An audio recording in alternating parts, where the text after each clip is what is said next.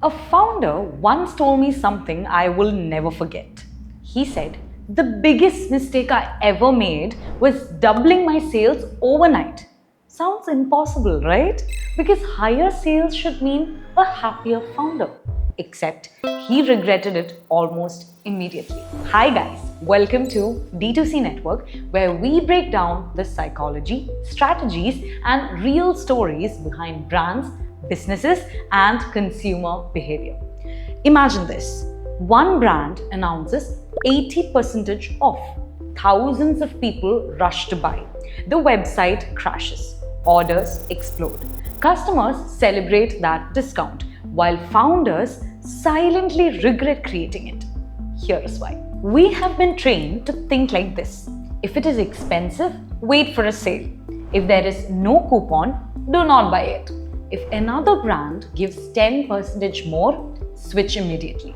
If you are a shopper, it is completely natural because everyone wants to save some money. However, this is something common that most don't know. Each time the company offers big discounts, its buyers gradually stop purchasing the product itself. Instead, they turn to buying the discount instead of the product. And there is a tremendous difference. The value of the product becomes diminished. The offer actually takes the stage. That is exactly where the problem arises. The human brain does an outstanding job of spotting patterns.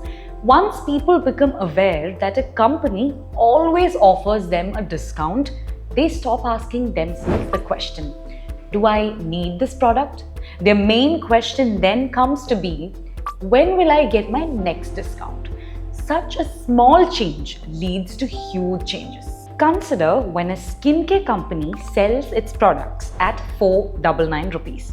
Every month, 40% off. During festivals, 50% off. Every weekend, buy one get one. So, what will you do now? Will you ever spend 499 again? Of course not.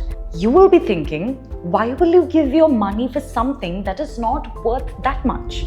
And thus, your mind will tell you, this is not a 499 rupees, but rather a 299 product or a 199 product. This is how it works. Customers learn your types of discounts and wait. And the sale becomes an addiction. Your margin shrinks. Now imagine this happening across thousands of customers. This means that every marketing campaign will now need to put in twice the effort than it usually does. Every new launch will require a deeper discount than what was given in the last one.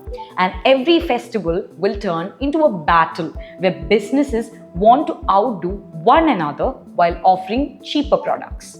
The company doesn't realize it, but its customers have now become accustomed to ignoring the brand unless they see sale in bold. Your advertising costs go up, your increase in sales looks pretty good on Instagram, but profits shrink invisibly. This phenomenon is called price anchoring by behavioral economists. The first discounted price a customer is shown starts becoming the true price in their minds, with increasing prices appearing unfair. So, regardless of the value of the product itself, the perception of its worth goes down. Now, here is something even more shocking. Sometimes your biggest sale attracts your worst customers. In business, there is a huge difference between people who love your product and people who simply love cheap prices. Unfortunately, discounts often attract the second group much faster than the first. Not because they are bad people, but because they are only loyal to whoever gives the biggest discount. And the moment another brand offers 5% extra, they leave. Not because your product failed, because your relationship was built on price, not trust, not quality, not experience, but price.